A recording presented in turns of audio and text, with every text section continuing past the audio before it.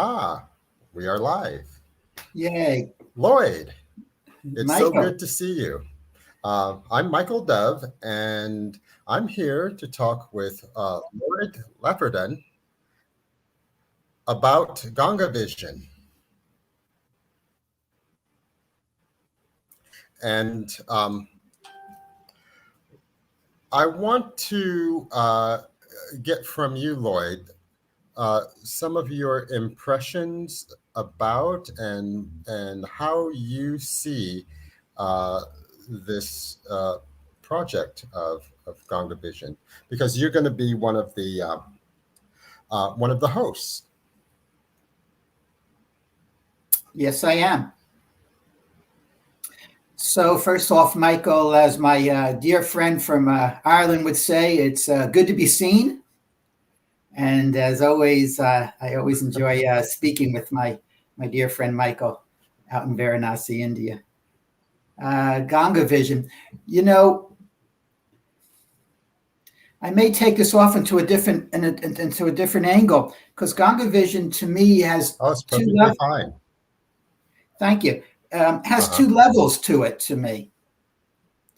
You know, one is supporting Varanasi, and I'd be glad to share my experience in Varanasi and what that's all about.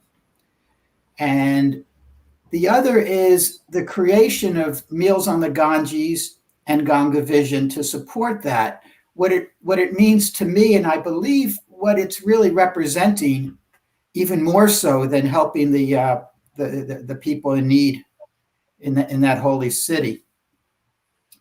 So if you like, I'd like to share my feelings of Varanasi and maybe why, from my viewpoint. I'd love to hear that, and I'm sure the people too. So, so, you know, I had an opportunity to go to India. I don't know, maybe it's 2 years ago already, due to my daughter marrying a really wonderful man from India, and they had their second wedding out there in Mumbai.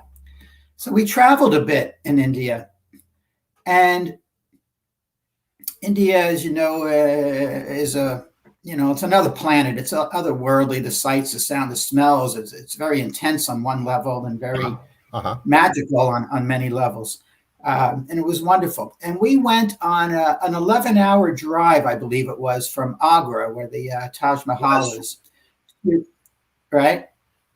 Yeah, I think if I got the right cities, right? And it's Agra, yeah, and we had a guide, became a good friend of ours even to this day. And we drove about 11 hours, and we got to Varanasi about 1 a.m. And of course, we're a little tired, etc. And the guide calls the hotel where we're staying. Now, we stayed at this place, this palace called the Brilliance Palace, which was the 20-star hotel, if such a thing, in Varanasi. Oh, it's beautiful art. I believe it's the second oldest building in Varanasi to the fort. And it was wonderful. And I'm saying this because my viewpoint from Varanasi was not of a pilgrim, was not as people living there, was not as people sadhus and doing yoga practices and all. It was pure tourism entering Varanasi. So we get there about 1 a.m. The guide calls the hotel, and usually there's a way to go across the Ganges River to get to the hotel. But because it was so late, they sent 2 of their bellhops to come meet us about 1 a.m. in the center of town. So the guide drops us off there in the middle of this 1 a.m. after an 11-hour drive. I won't curse on, where the F are we? My wife and I are saying. And there's stuff going on, and there's little shops opening, and there's hustle and bustle. It's 1 a.m. And even my wife, felt a little fearful, like, we're kind of like, where are we? Someone could easily almost rob us if they wanted to. We're there with our luggages, we travel light, but etc. And these two guys come from the hotel. And again, I'm sharing you as a tourist, because you'll see the connection to what Michael's doing. And we walk down, these alleys, and we get to the first ghat, and we make a right, and it's completely dark. And all of a sudden, my eyes open up, and I felt like I was in a, Wow. I just traveled India, but this felt like I was in this mystical land. It just hit you, like like James said early on, like you're in a temple feeling without being in a temple. Just everything just changed, and you were just felt this feeling of awe, and you weren't looking for it, you weren't imagining it. It was just this place, and we look around, and we get to this building, the Brilliance Palace. There was construction going on next to it, and these monkeys were around. And my wife and I, Mindy, look at each other and go, okay, let's see where we are. And of course, the hotel is just magnificent, this old palace with artwork and figurines and etc. So it's about 3:30 in the morning when we finally go to sleep. And I said, Mindy, we're going to get up at sunrise and see where we are. So we get up at 6 in the morning, and we look outside, and just like the picture that's in the background, there's just this mystical haze over this place, and this people they're chanting, and there's an arti I learned going on. And so we go outside, and we just start walking up and down the Ganges River, and people are approaching us, and buy some tea, and there's people bathing in the Ganges River ritualistically, and there's people practicing the yogas, and it was really heartfelt yoga. It wasn't commercialized. It was like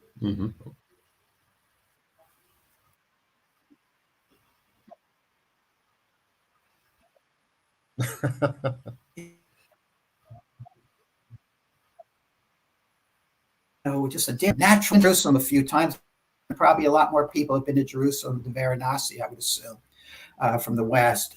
And, Jerusalem is a very magical place, very intense to me, always a very tense spirit. It feels like a vortex, like where heaven and earth are kind of, like there's a tunnel there. And you can feel that. And people are praying, every which religious is walking around praying all the time. And, of course, there's a lot of politics going on behind it. And I would say Varanasi felt like Jerusalem on steroids. Wow. Yeah. And when we walk down the Ganges, and then, we would get taken from a man there, and he was, grabbed our arms, come, tourists, come. We were tourists, come. And he brings us down into the where the holy man was, and he says, let me do blessings on you. And then we throw the flowers out into the water and walk into the Ganges. And of course they want money. Right? And whatever I offer was not enough money, right? They want money, right? And I'm walking down one day there, I'm sitting on a bench in front of my hotel, just feeling out. God, it was such a, there's a mystical, magical, and a guy comes over and grabs my, needs money, right? And of course, I never have enough money to give these guys, right? And you go into the main part of the town, and there's beggars, an intense amount of beggars just living on the streets. A lot of deformed people, that you see all throughout India. It's horrible, the stories I hear. Yeah. Their arms, so they can look more deformed and be able to get more money. I mean, there's a lot of this horrid stories in India. As magical as it is, there's deep suffering, and you see all the beggars there looking for money. And then we see the holy men and the sadhus, dressed almost like like a Halloween costume almost, with the hair and the garment, and they're praying these little temples, and of course, we're giving money, to support them. And when I went, there, tourism all over the place there. I remember this man from Germany yelling at one of the locals, stop following me around. Stop following me around. I gave you, that's enough. Tourism is all over, right? We go over to the burning gods. And this man, bless you. And this man comes over that I heard will happen. They're going to try to find a tourist and take you into and explain everything to you and see where the fire is of Shiva, right? I'm trying to really explain this in a way to see. And of course, money. They're giving money. So Varanasi is living off of the tourism. And right, so as a lot of places do, but they have the town, etc. But the point of what I'm trying to say as a tourist, feeling the magic of this place, it'll just hit you when you're in an otherworldly type of place that, Nico's been there well over a year now. So much so, I would like to say that when we came back to the States, my wife and I, Mindy, we were saying, Michael Dove should go to Varanasi. And sure enough, Michael comes over the house one day and he says, I'm just thinking of going to India. And, it's another conversation for another video. But Michael, when you go, you've got to go to Varanasi. Michael's, a very spiritual man, and as you all know, and a guide. So the point of this is, from a tourist, and what I feel is the magic of Meals on the Ganges, and that's the purpose of GongaVision. Yes. Michael goes to Varanasi, and there's a long story to that, but Michael goes to Varanasi right after the pandemic just begins and starts noticing there's no tourists here. And the world stopped, right, during the pandemic, no travel, etc. So one way, what a great way to experience this ancient city. I believe it's the longest inhabited city on the planet, continuously inhabited city on the planet. And Michael's noticing there's no tourism. So he's experiencing, the real flavor to it. But remember what I said, there's the sadhus. There's the beggars. There's the boat people. You pay and they'll give you rides up and down the Ganges River, and there's nobody. There's no income. There's no tourists. There's no other way to make money there. There's shops and all that stuff, but it survives on tourism there, to the influx of money, especially during the summer months, like when I was there. I think it was or summer. Well, Michael observes this. And this, I believe, is the main point of Meals on the Ganges to me, was that one man sees this in front of them and decides to do something about it. A Western tourist, which Michael was, I think now he's blended into an Eastern Varanasian, but a Western tourist in a hostel. He's not staying like me in the most beautiful hotel I've ever been in. Not for modern wise, for experiential wise. I'm looking at Varanasi from the highest deck and just seeing this magical. Michael's in a hostel like most people are when they go in there and sees the people are not having money. And within, I'm going to say 2 months, 3 months max, maybe. You can tell me more. Starts, I'll call it a charity, but I'll call it a movement, where he starts gathering some locals and decides to feed them, and starts an organization, Meals on the Ganges. And I'm like, who does this? This place has many, many people that live there, many people that share their relatives and their friends and see the hunger going on and with the sadhus. And there's no pilgrimages going on. People would go there to practice yoga there. You could wake up early in the morning and go over to some of the ghats. I remember I went to one that was very far upriver, and they were doing a small RT in the morning, and they had a tent set up, and there was another tent. And I could see a lot of the Westerns doing yoga practices because this is where you want to do it, right? And experience the energy and the mysticism there. Oh, yeah, absolutely. What's going on without these tourists?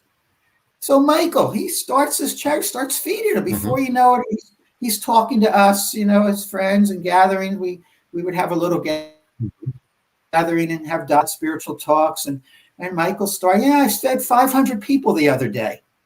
And he would box up these foods and all.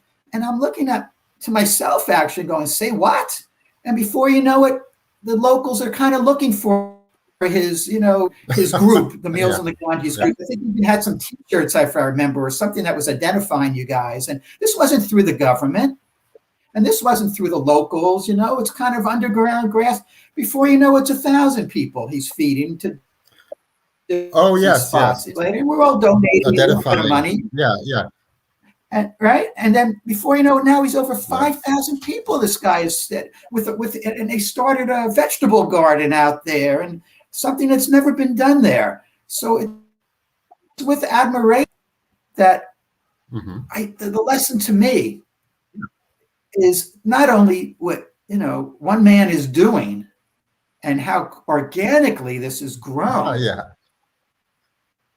And it's not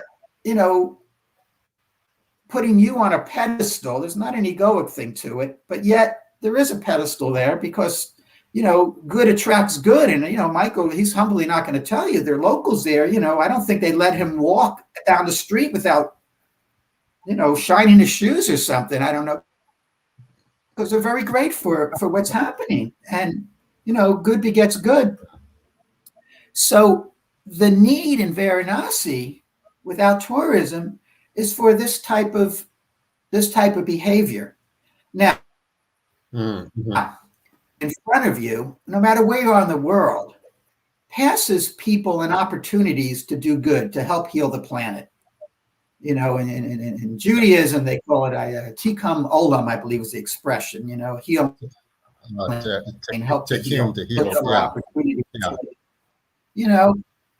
And it's a feel good to do that. One day I'm walking in the grocery store and there's a little old lady who can barely, wheel her carriage, and there's a little hill in the grocery store parking lot, and I went out and took the carriage for her and brought it into her thing and put her groceries in the car, and she was so expressive. It's a little thing that stands in front of you. And I think what you're doing is a lesson to the world of just being present in the world. And there's a lot that needs to be done. We share this planet. My personal views is I never see this planet as separating countries and borders. This is all man-made nonsense. Some big, one big apartment here.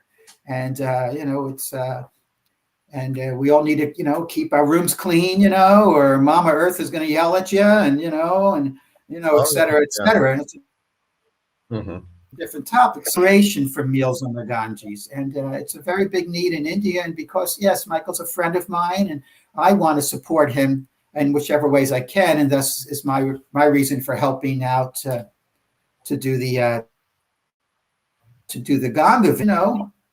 A wonderful creativity. Again, this man's creating this little, Jerry Lewis Web-a-Thon here, of beautiful performers and people. It's a grassroots movement, but you'll see when you listen to Michael's tapes, the intention of it is more so. The intention of it is almost a spiritual journey to feel the essence of the Varanasi mystique through that feeling. And so the gift of that hopefully will entice people to give a little back. Michael's not looking for a big fortune, although if anyone wants to donate one, it won't be turned down. But it's a grassroots movement to try to just raise some capital to expand Meals on the Ganges even more, to become more of a nonprofit, so to speak, in India, where it can become more organic, bigger, and it's just wonderful. So. As a man who's visited Varanasi as a tourist and knows now how much tourism is needed, what you're doing is is just, as we say, the biggest good deed, the biggest mitzvah, as they say. Mitzvahs. Oh yeah, absolutely. It's a Yeah, yeah, service as a mitzvah. yeah, Yeah. Well, thank you, Lloyd. Yeah, yeah, what I would want to say, but yeah, what I would want to say about it is like, when I got here, it's like, all hell broke loose all over the world. Okay. And so I just sort of found myself here.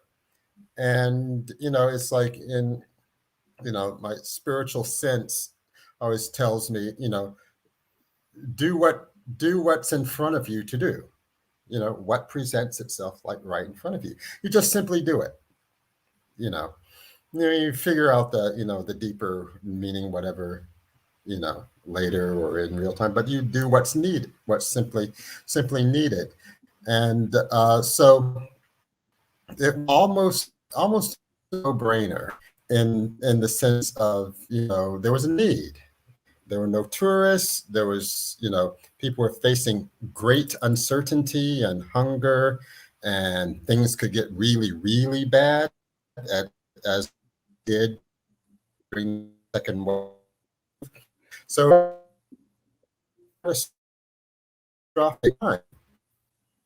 And so this simple thinking, I have these really wonderful, generous, caring, very spiritual friends and students and associates and such, family and a team of very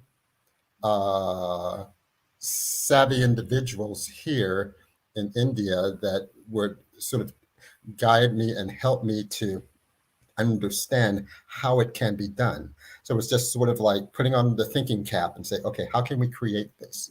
What do we call it? Okay, well, it's like, we do a little bit of quick marketing. Meals on the Ganges. Yes, people would get that. It's very simple. And so it just kind of organically evolved in a very, very grassroots, natural kind of way. It's just sort of unfolded. And so it was a matter of like harnessing the goodness that I knew was there. Do you see what I'm saying? That harnessing the um, the heart energy and the empathy that I knew that was there in just the right way.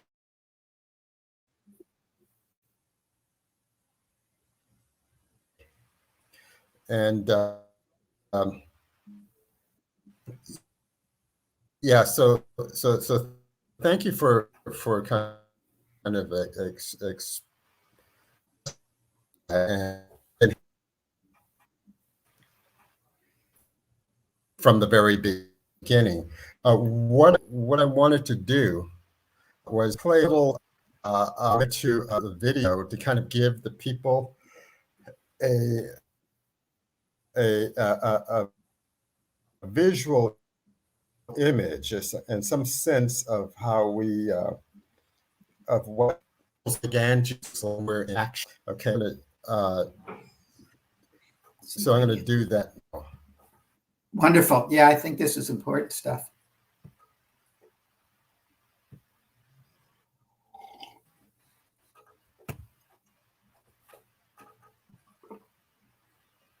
Let's see if it's working. Wish this connection was better.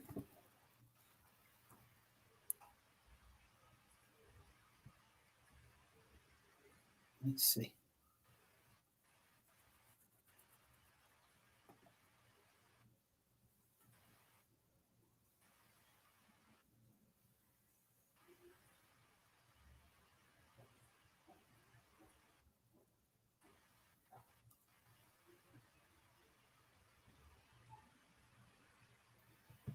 Working? Come on, video. Yeah.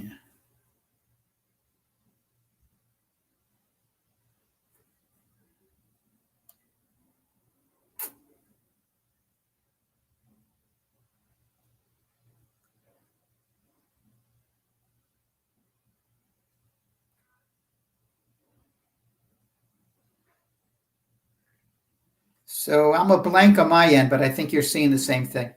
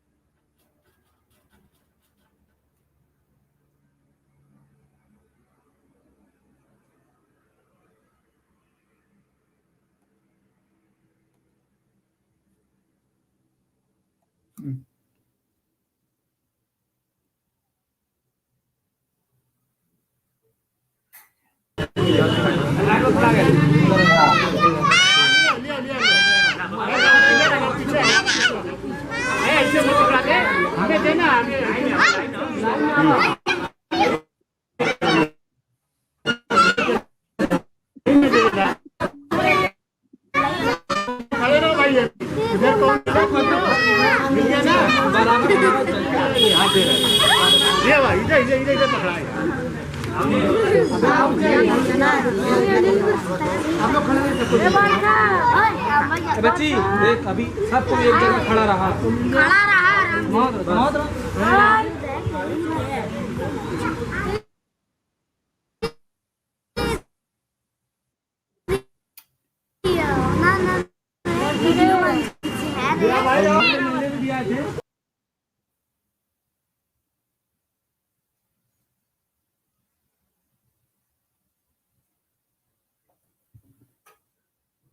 Let's see. I don't hear. Let's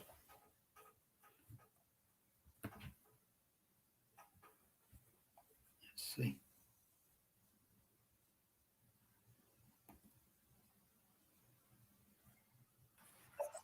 Okay, There you go. All right. Yeah. Yeah. I hope you can see that. Can you hear me? Yeah. Yeah. If a little streaming issue on this end. All right. Can you hear me? I can hear you. Oh, okay. Yeah, I can hear you. That's okay. Yeah. So I hope you could see get a. Yeah. Okay. You could see a little bit about what that was like. Oh my goodness. Yes. Yeah. You know, you can feel the energy of you know, the crowds and the needs. You see the needs of the people there in that video. And, you know, the one thing that amazed me about Varanasi was, and I don't want to sound religious on, so I'm going to take the word, everything was about divinity there. The way people's expressions were. You know, my wife got very sick, and while we were there one night, and the hospital, the hotel, about midnight, they called a doctor for her. This doctor came into the hotel, you know, an MD guy, a local guy there, and a sweetheart of a man, came in like at midnight, right, and helped her. Her breathing was upset there, et cetera, like that. Came back the next day, and we said to him, you know, you're really a wonderful doctor. He goes, oh no, this is not me. You know, this is God. This is what Harry said. This is God. He works through me, and I do his name.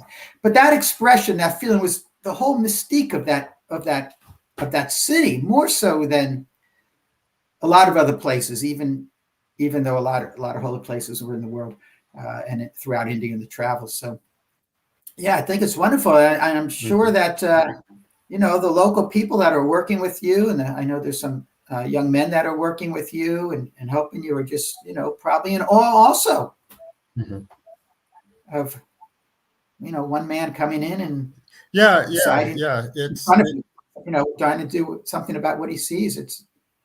I hope people can appreciate and join into the spirit of GongaVision as it's going on, and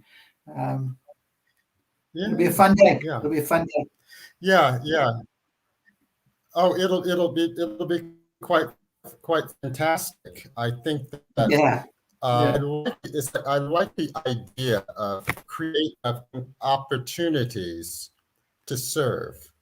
So it's like all the performers, you as a host of GongaVision and a spokesman for like Meals on the Ganges. At two is a service, and we're Absolutely. trying to kind of create this circuitry so Hmm. that people can put their hearts into it, put their energy, and even put like financial resources into it, and then it comes back. We're going to be, later on when we talk about this, we'll be presenting uh, gifts and incentives for people to also donate. But the main idea is the energetic involvement. There you go. The heart and yeah, the main idea is the heart involvement in it, and yeah. So GongaVision is really inspiring. It's like already we've seen where people who have, even the performers and volunteers and such that are getting involved, they've already noticed like life change. Okay, Mm. they've already noticed like their the creativity and inspiration and sense of connection to the world has shifted, and it's through just such a very wonderful opportunity to directly engage. It's like Gandhi said very, very famously, to be the answer. And Mm. so it's like helping people be the answer is kind of like the essence of it. Help, be the answer that they're quite capable of being, whether they fully know it or not. You see, That was my and inspiration this year. Uh, one, because of what you're doing, and just this feeling overwhelmed me to look for just opportunities to serve. And I was serving myself that way. And then I was thinking this funny thought that, boy, if everyone in the world looked for what's in front of them to help serve, that means that I would be one of them in front of them and would get served that way by them. To me, they're there, and to them, yes, I'm there.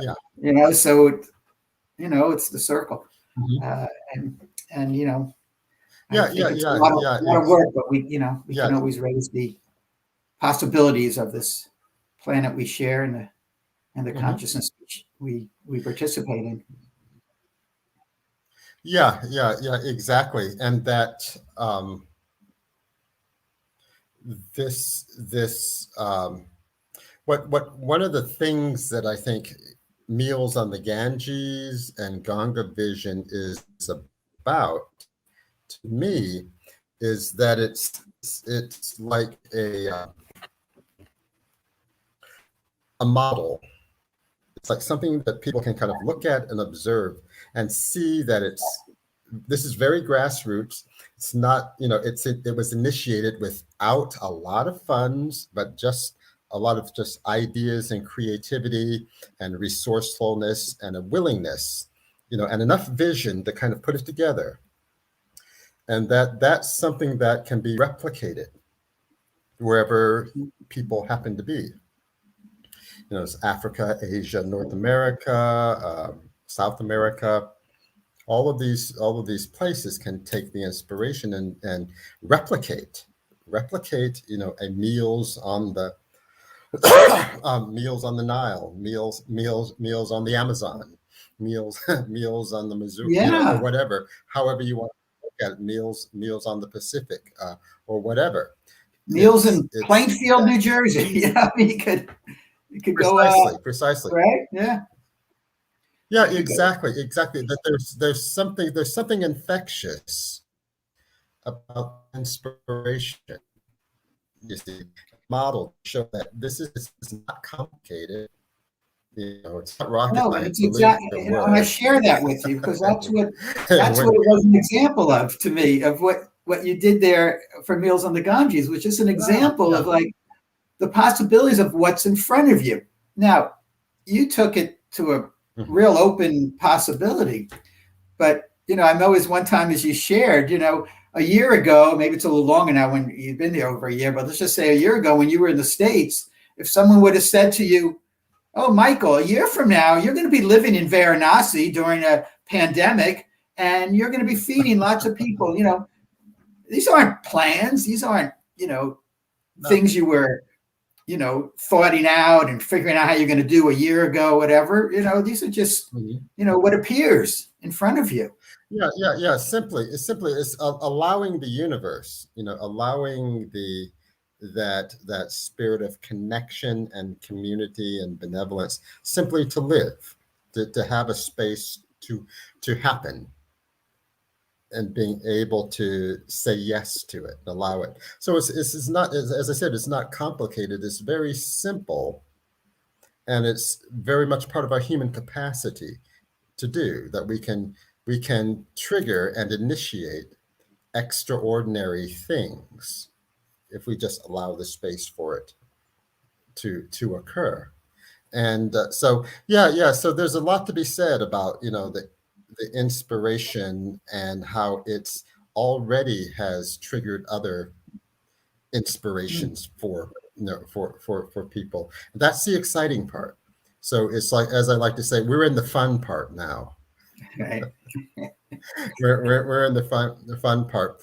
And so I wanted to create like a platform, and a forum for people to truly like express their creativity and their vision and to assert their heart message. And so that was a lot of the impetus behind GongaVision.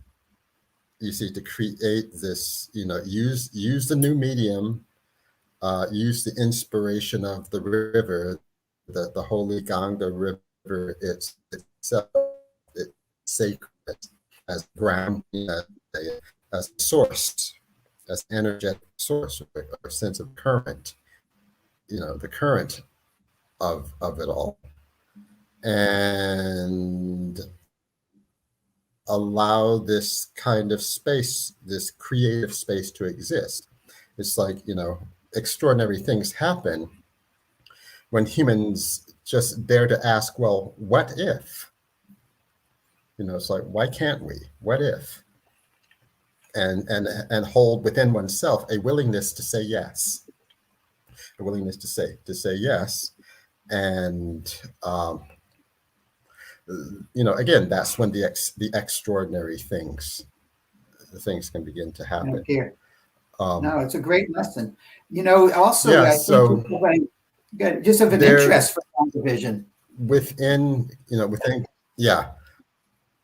Yeah, well, I was going to say, it's just as so an interest within the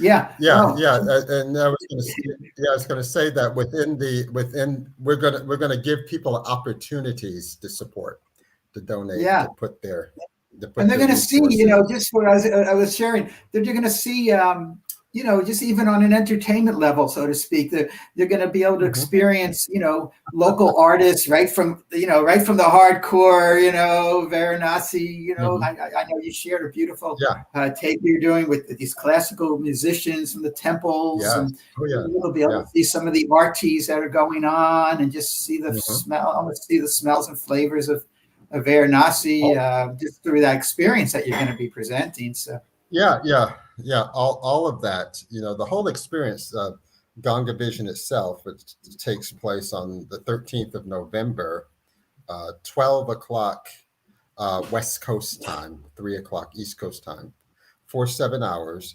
It's going to be like, as I've described it before, like an experience of floating down the Ganga itself. So you're going to see, again, these extraordinary displays of creativity and sacredness, as if they sort of float on by and you float through it and you partake in the richness and the wonder and the holiness and the excitement and the vividness and color and all of the sensations of it.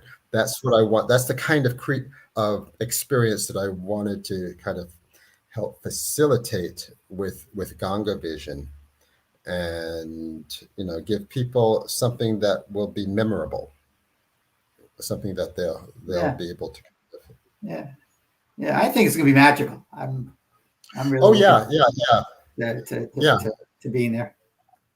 Yeah, absolutely. So I wanted to say thank you. Oh, thank again you for this interview, and we'll talk again before the event too. We're going to check in. We're going to check in and talk some more and give people more information and such. But I wanted to play this this video here that kind of captures the magnitude. It sort of gives a little glimpse of the scope, the depth and the profundity. So hopefully it comes through smooth. So we'll give it a try here. Okay. Yeah.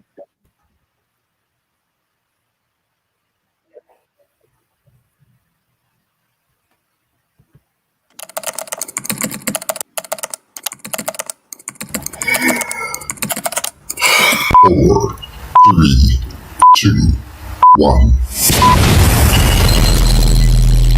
Are you ready for GongaVision?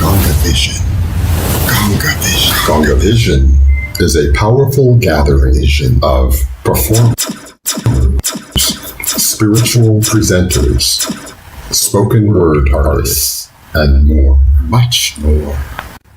A 7-hour 7 hours. A historical event in support of meals on the Ganges. A part of it where thousands, many thousands.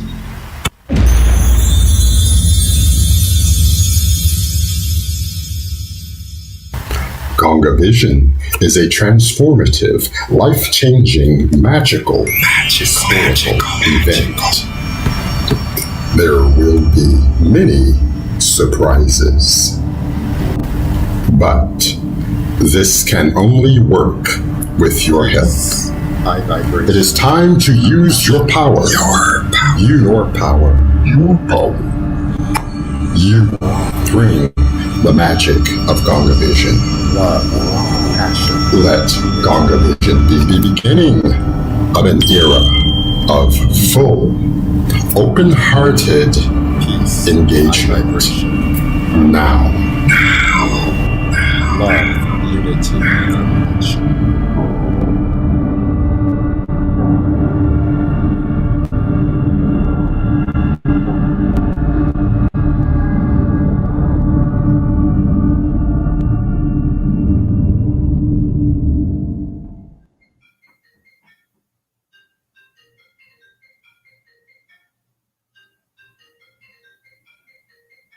Oh, that's a wow.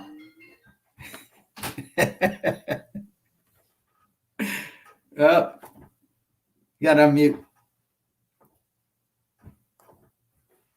Oh yes. I said GongaVision is going to be fun. Absolutely. Yeah. Absolutely. I think I think it's going to be great, and the intention that you've created on it is just going to be. It'll be a thing, that's for sure.